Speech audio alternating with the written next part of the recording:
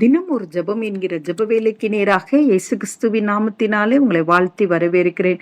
இன்றைய நாளுக்குரிய வசனம் ரோமர் அதிகாரம் 2 வசனம் 9. உங்கள் அன்பு மாயமற்றதாய் இருப்பதாக, தீமையை வெறுத்து நன்மையை பற்றி கொண்டிருங்கள். நாம் யாவரும் கண்களை மூடி தேவனை நோக்கி ஜெபிப்போம். எங்களை நேசிக்கிறதான நல்ல தகப்பனே, இந்த நாளுக்காக ஸ்தோத்திரம்.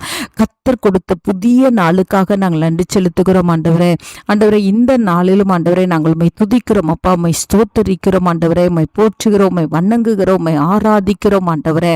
ஆண்டவரே, கர்த்தர் கொடுத்த வார்த்தையின்படி ஆண்டவரே, ஆண்டவரே, இன்றைக்கு எங்களுடைய அன்பு மாயமற்றதாய் இருக்கட்டும் ஆண்டவரே.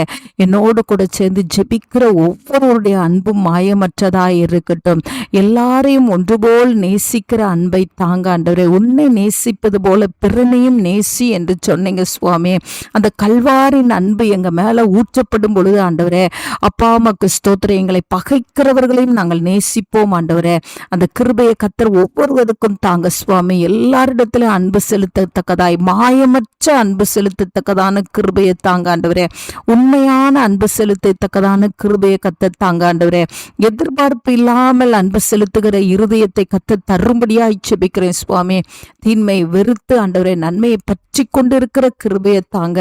எந்த காரியம் தீன்மையாய் காணப்படுகிறதோ ஆண்டவரே, எந்த செயல்கள் தீமையை வருவிக்கத்தக்க செயல்களோ அவைகளை விட்டு ஆண்டவரே நன்மையை ஆண்டவரை நாங்கள் செய்யவும், நன்மையை மாத்திரம் நாங்கள் படிப்பிக்கவும் கர்த்தர் ஒவ்வொருவருக்கும் அனுக்கிரகம் பண்ணும்படியாய் ஜெபிக்கிறேன்.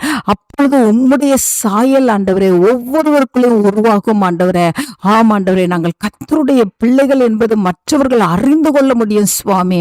இந்த நாளில் கர்த்தர் அப்படிப்பட்ட இருதயத்தையும் ஆண்டவரே அப்படிப்பட்ட ஒரு அன்பையும் கர்த்தர் எங்களுக்கு ஊற்றுகிறபடினால் இயேசுவின் மூலம் ஜெபிக்கிறேன் நல்ல பிதாவே. ஆமேன், ஆமேன்.